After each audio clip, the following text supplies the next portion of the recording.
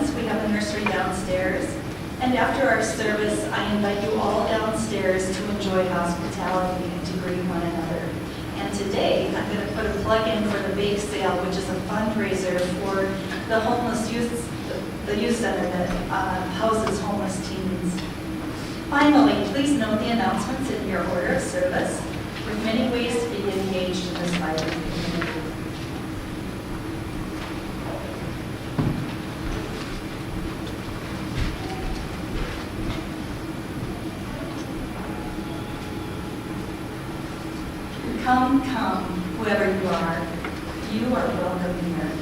No matter your age, your size, the color of your eyes, your hair, your skin, you are welcome here. No matter whom you love, how you speak, or whatever your abilities, you are welcome here. You are welcome here whether you come with laughter in your heart or tears. You are welcome here. If you come here with an open mind, a loving heart, and willing hands, you are welcome here. Good morning.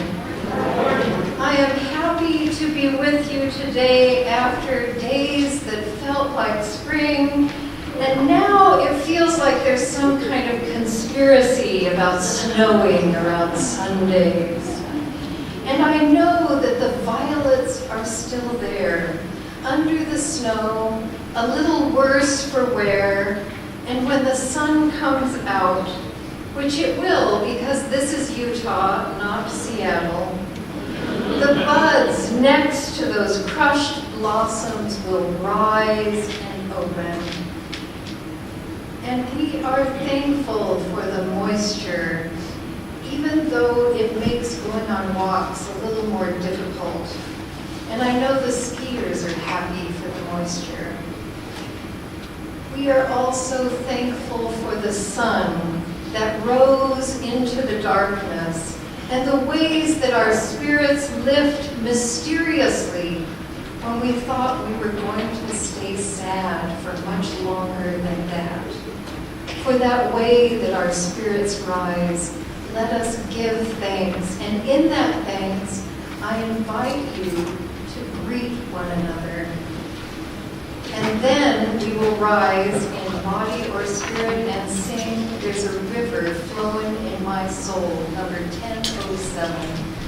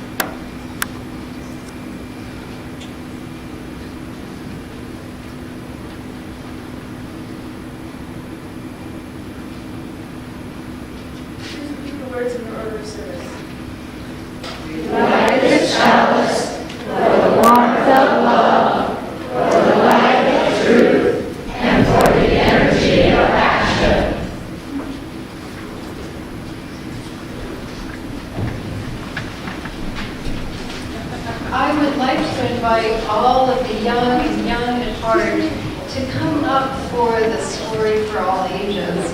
And we have a guest speaker today, Lou, because she has a story to tell about mercy. And I knew her father, who used to sit up on the stand at church, and this was how he would look.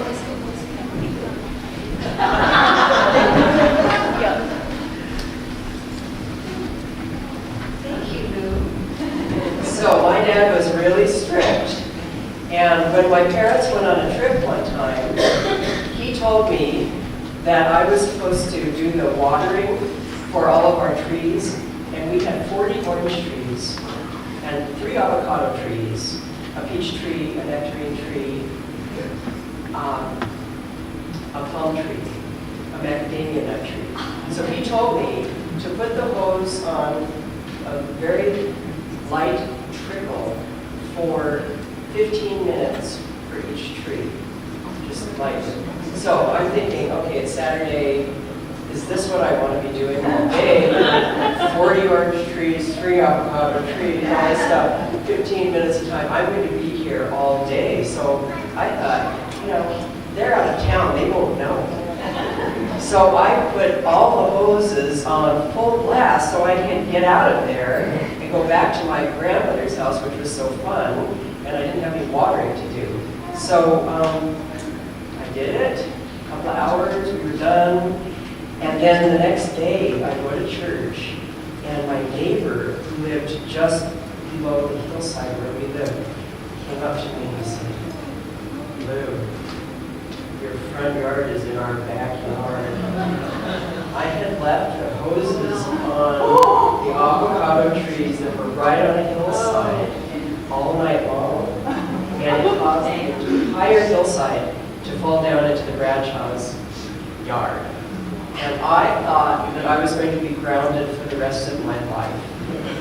So I'm in absolute terror for the next week while my parents are still in Europe. And then when they come back to the airport, I'm just shaking like a leaf. And I had to tell my dad what had happened. And he didn't say anything. And I thought, oh, my life is finished. I'm going to be grounded forever. And then he called all these guys to help. All these guys from church came over they had to hire a tractor to help dig out the mud. It was serious. It was a serious landslide, a California landslide. And they put it all back together, and he never, ever said a word to me about that I was bad or that my privileges as a human being were going to be taken away. Nothing. He was really just, it happened. And that was mercy.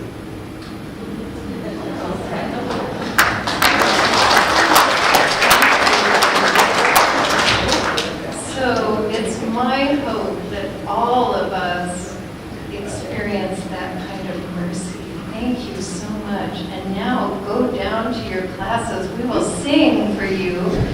And you have merciful teachers. I know that for sure.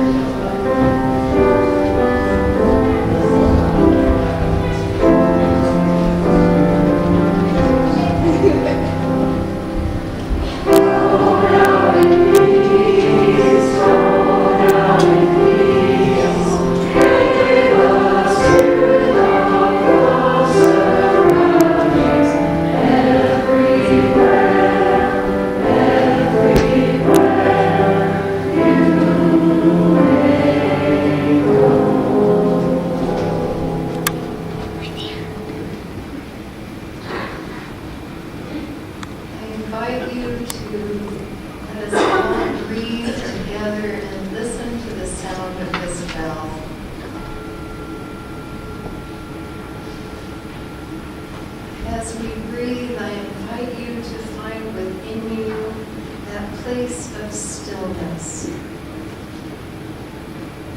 And let us consider this earth under our feet that has supported us all of these years, and above us, above our beautiful mountains, up higher and higher into that place of stars. And then let us look back at this community and how we have supported each other through many, many changes and many years.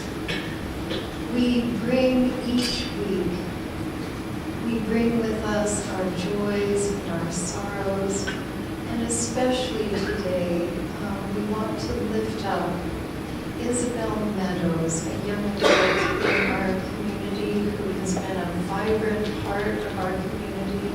She just recently lost her partner.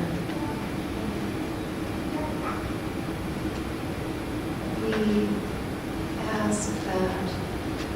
ask for comfort, and we ask all of us in this community who knew her to reach out and send her your messages of comfort.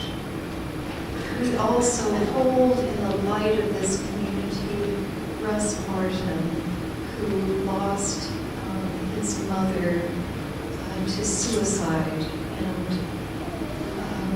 he has had a very, very difficult time this week, and he had a rather healing time at his mother's funeral yesterday. We give thanks for that.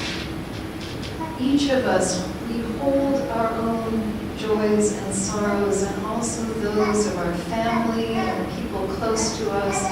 And sometimes we hold the sorrows of people far, far away, strangers we have never met, but we hear of their sorrow and it becomes a part of us.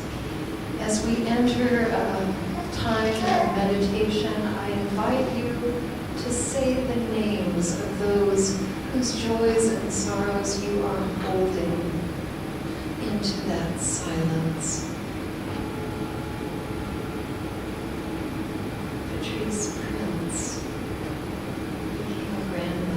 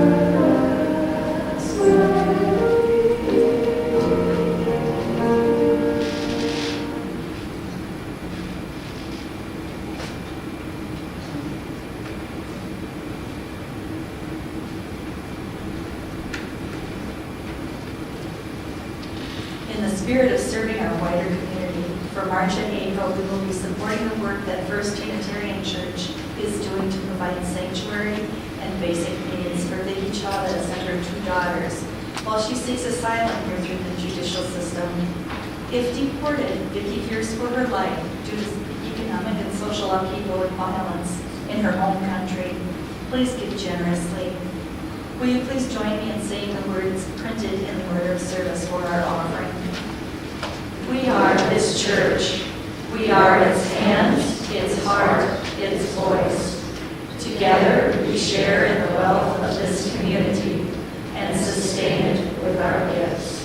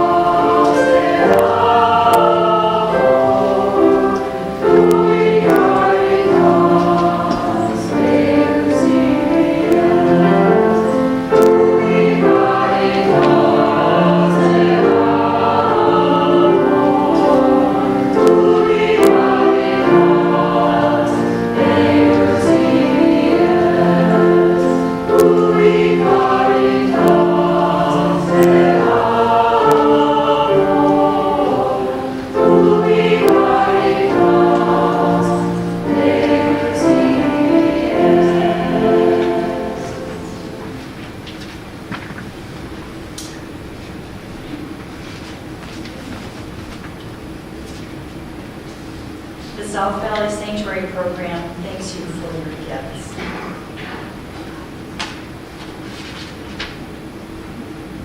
Our youth are doing many things in the service today, and as we are waiting for Annika to return, because she is doing the reading, I would just like to put out a special call. I have noticed there are some very good singers out there, and our choir is going to be doing an all-music program in April.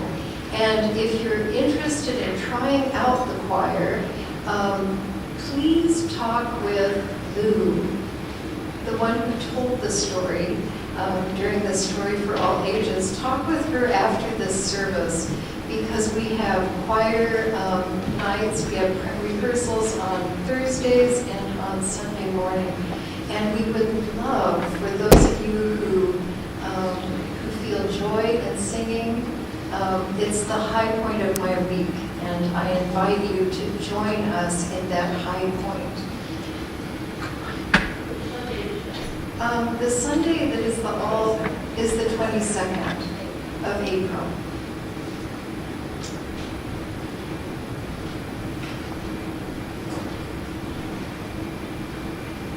This is an excerpt from Just Mercy by Willis. I frequently had difficult conversations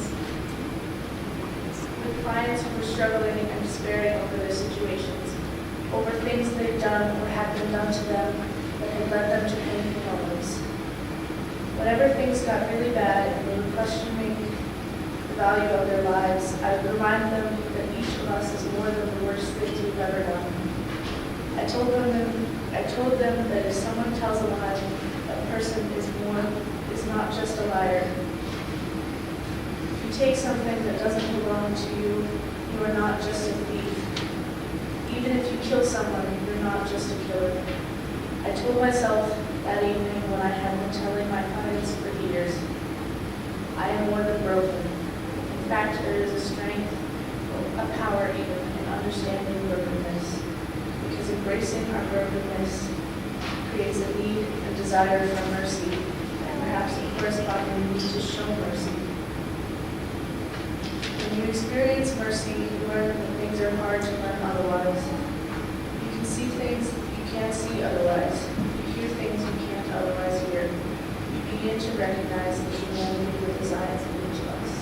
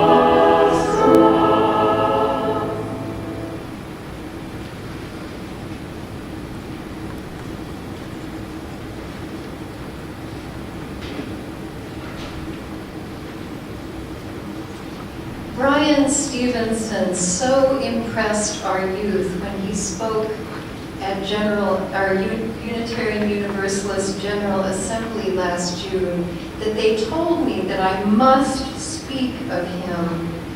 He is a hero. Some heroes we hear about make us want to give up, as if life is a great competition and they are so much farther up the road. But Brian Stevenson is a hero that makes you want to be one too. He occupied the most important time in our Unitarian Universalist General Assembly, the Ware Lecture. He occupied this important place because what he had to say is an important part of the overall effort for many years to raise the awareness of Unitarian Universalists around the suffering of people of color that has increased during the past 40 years. Such initiatives as the war on drugs have led to mass incarceration of Black men. The numbers are staggering. In Brian Stevenson's words, today we have the highest rate of incarceration in the world. The prison population has increased from 300,000 people in the early 1970s to 2.3 million people today. There are nearly 6 million people on probation or on parole. 1 in every 15 people born in the United States in 2001 is expected to go to jail or prison. 1 in every 3 Black male babies born in this country is expected to be incarcerated. 1 in 3. As a denomination, we have studied this problem in an annual read, The New Jim Crow by Michelle Alexander, which is an analysis of why this is happening. So my first ask to you today is to read about what I'm going to talk about, to read about what I said, find out why it is 1 in 3. The book, The New Jim Crow, is a good one, as is Just Mercy by Brian Stevenson. It is our responsibility as Unitarian Universalists to understand what is going on with our prisons. I don't know about you, but when I read, and I do a lot of reading like this, and I hear about these deep and complicated and huge problems, I sigh inside. And Lou tells me that often I let out an audible sound because I feel helpless. Although it is good to know this information, what can we do about it? It is as if we are in the clutches of one of those super bad guys like the Joker, who wants chaos, who wants to rob us of our peace. We need a superhero. Enter Brian Stevenson. He didn't start out as a hero. His work in prisons began one day. One day. He'd never been in a prison before, but he was working as an intern in Alabama between years at law school. He was sent to visit a young man on death row, and he had a message to give him. Driving along those country roads of Alabama, thinking of what lay ahead, his confidence, instead of gathering strength, seeped out of him. By the time he met the young man, he blurted this out. "I'm very sorry. I'm really sorry. I'm really sorry. Oh, okay. I don't really know. I'm a law student. I'm not a real lawyer. I'm so sorry. I can't tell you very much. I don't know very much. And finally, he gave the man the message that he would not be executed for at least a year. This news lifted that young man out of despair. It gave him hope because he had told his wife and his children for 2 full years not to visit him because he thought it would be too sad. He had at least 1 more year of life. When they parted after 3 hours of communicating with one another that felt to Brian like 15 minutes, the prison guard cruelly pushed the young man because he had chains around his feet. And the young man leaned back and he sang a song. He sang a song that ended in the words, "I plant my feet on higher ground." This was that moment for Brian Stevenson. He wrote, "I sat down completely stunned." The man's name was Henry. He wrote, "Henry's voice was filled with desire. I experienced his song as a precious gift. I had come into the prison with such anxiety and fear about his willingness to tolerate my inadequacy. I didn't expect him to be so compassionate and generous." In that moment, Henry altered something in my understanding. Henry altered something. I believe that that alteration is what gives us that superpower. It's what gave Brian Stevenson the superpower. He has now successfully argued several cases in the United States Supreme Court and won an historic ruling that mandatory life without parole for all children 17 or younger, that is unconstitutional. He and his staff have won reversals, relief or release for over 115 wrongly condemned prisoners on death row. 115. He is doing some of the most important work for justice in this country. And in that extreme busyness, he took the time to write a book, Just Mercy.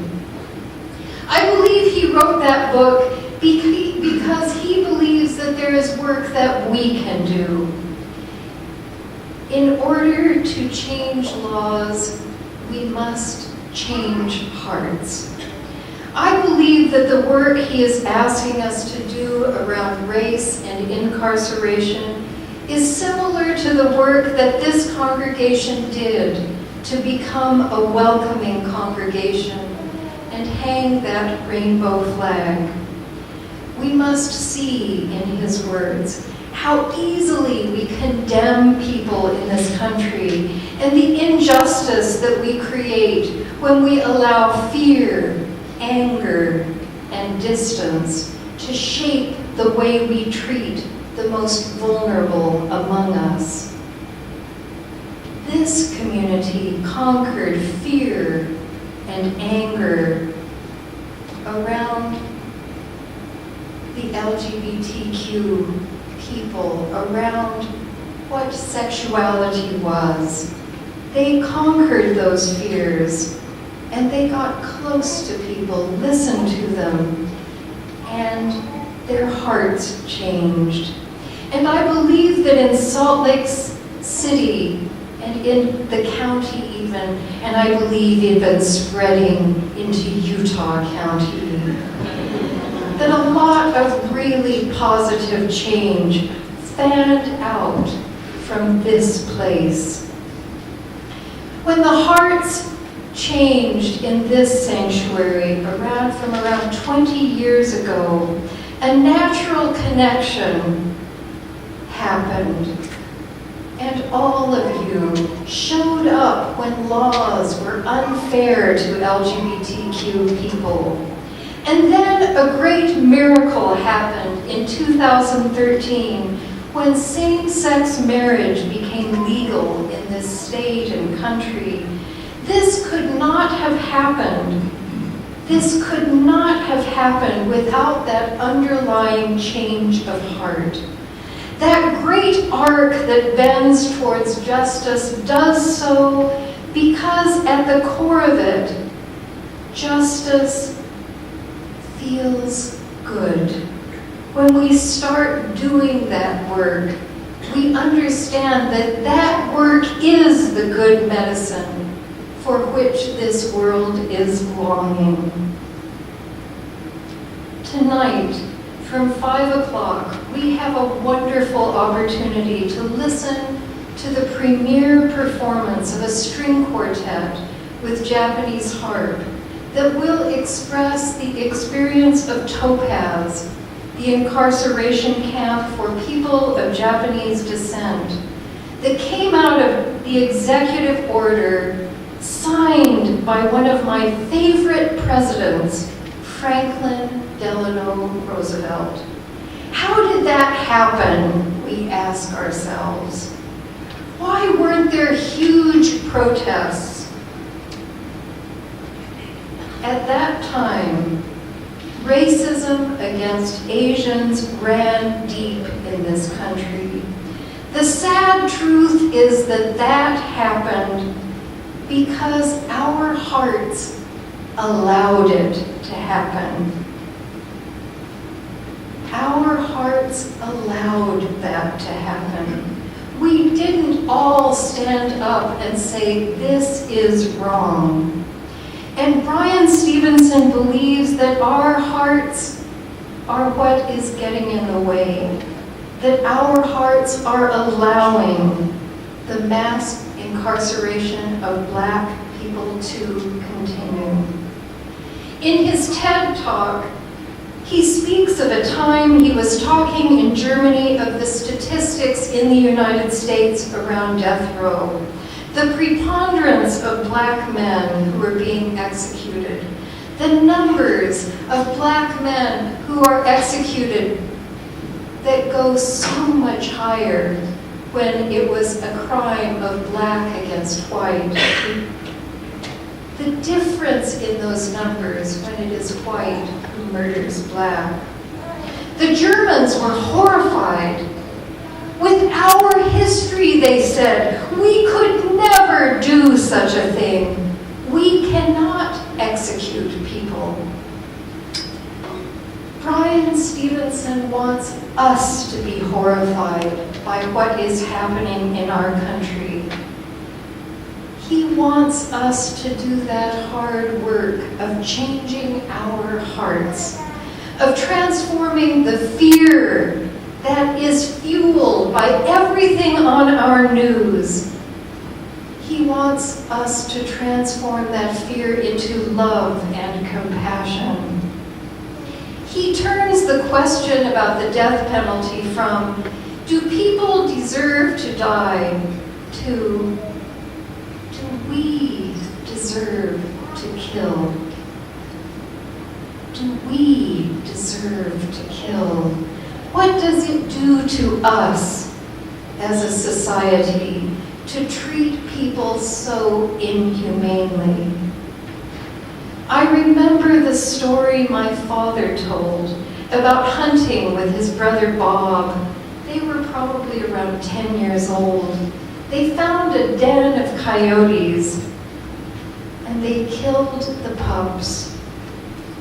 40 years after this happened, my father's eyes still filled with horror at a realization of what senseless killing felt to him, how it hurt his heart. Why did I do it, he said. Why did I do it? allow this to happen in our country. May we understand that as American citizens, we are part of what is happening in our prisons. We are not pulling the triggers or flipping the switch.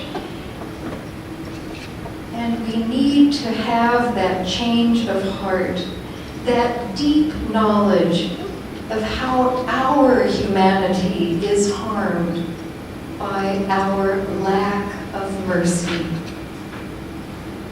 Bryan Stevenson wrote, "The closer we get to mass incarceration and extreme levels of punishment, the more I believe it is necessary to recognize that we all need mercy. We all need justice. And perhaps we all need some measure of unmerited grace, like Lou's father gave to her when the hill went into the neighbor's house. Or when I went off, as a 26-year-old, went off the wrong exit when I was working in Los Angeles and ended up in the middle of Watts, a completely African-American community. And I was so scared that I did that thing. I mistook the brakes and the gas.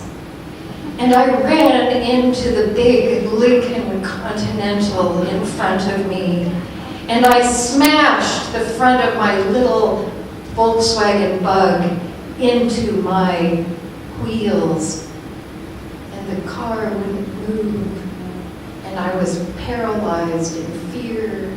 And I got out of the car, and the woman driving the Lincoln in front of me got out, and she said, "Honey, you're a long way from home." She looked at my car, and she looked at her car, and she said, "Doesn't look like you did anything to mine."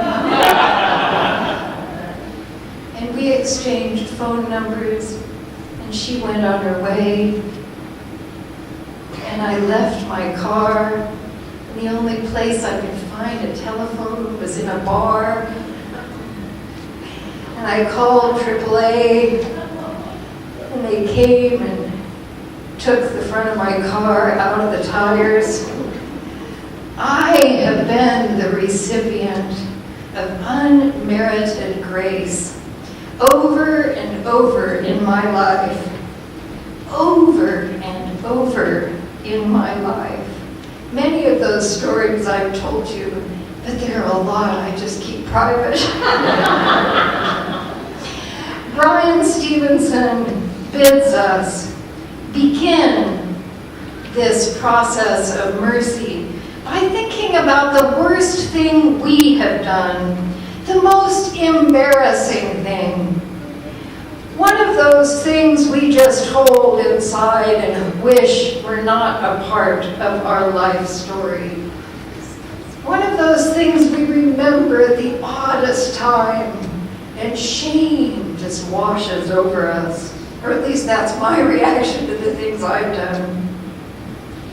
And he says, consider that thing, and consider we are more than that thing. Our value is greater than that. That is mercy.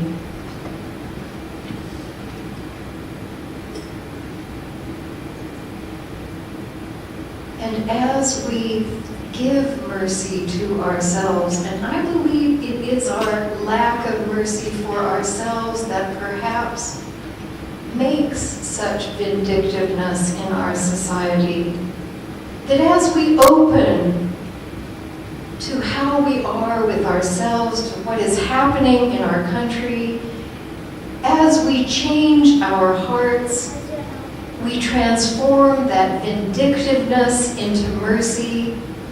And we can do that driving just about every day, I think. We will find out that there are laws that we can support laws that we need to change. At the end of his TED Talk, he spoke of, instead of spending billions, the billions that we spend on the death penalty, why not put some money towards restorative justice? Instead of locking someone up for stealing a bicycle, create a system where the penalty is working to replace the bicycle. There will be laws that come up in this state, and we must be vigilant and impassioned about becoming a more humane society. Not seeing or understanding what is going on in our country does not make it go away. These realities underlie the lives we enjoy. One of the most wonderful things Bryan Stevenson has for us is he says, our humanity depends on everyone's humanity. Our humanity depends on everyone's humanity. We need to live our seventh principle of being that interconnected web of life. And those people who are out of our sight waiting on death row are a part of that web. Bryan Stevenson grew up with family around him. He had a grandmother whose parents had lived under the chains of slavery. And since his mother was the youngest of 10 children, he had lots of cousins. So he rarely had special time with her. And one day he went into the room and there were all these cousins around him, but his grandmother was staring at him. And he thought at first it was a game. And then she said, "Come here, Bryan, come here." And then he took her into a place where they could speak. And she said to him, "I've been watching you, Bryan. You're special. You can do anything you want to do." And then she said, "Always do the right thing, even when the right thing is the hard thing." I have been watching you, not like Big Brother, but I have been watching you, and I see such potential for greatness. I have seen your hearts transform around many issues, and we need to take this one on as well. I believe that as individuals, you can do anything you want to do. And I believe that as a community, we can do anything we want to do. There is evidence. We hold evidence right here. Let us together bend that arc towards justice. Let us turn our hearts towards mercy. This is the work we need to do together. Amen, and may it be so. I invite you to rise in body or spirit, and we will sing our rousing song, number 1028, The Fire of Commitment. Over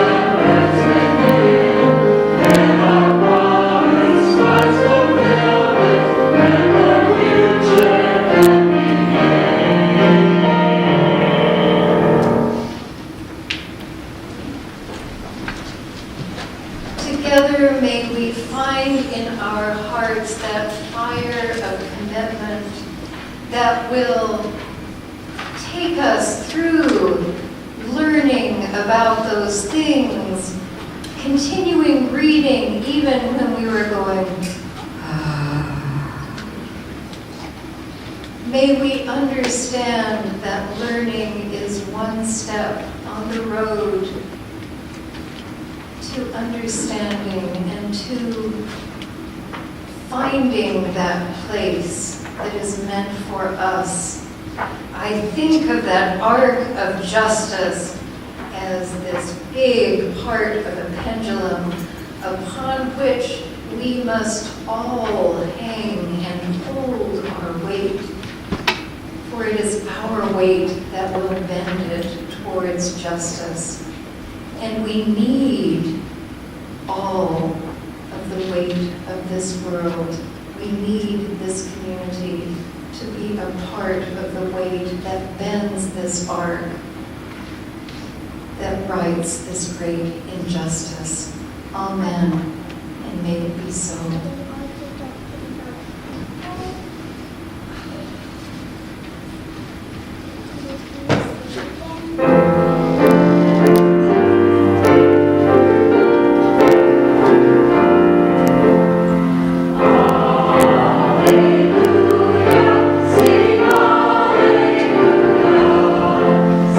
Hallelujah,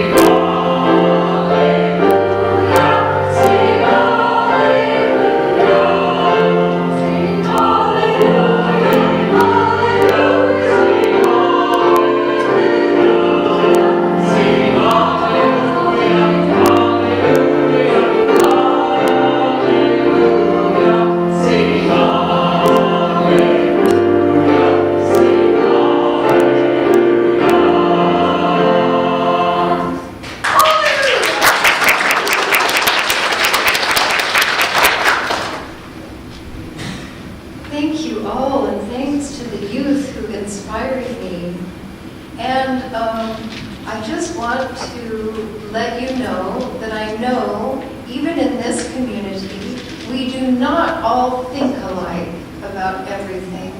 And there may be those out there who think differently about the death penalty. And I invite you to read these books. I invite you on a journey, and I want you to know that we do not have to think alike to love alike. So if you do not feel like you think like I do, or like many do on this subject, you are still welcome here.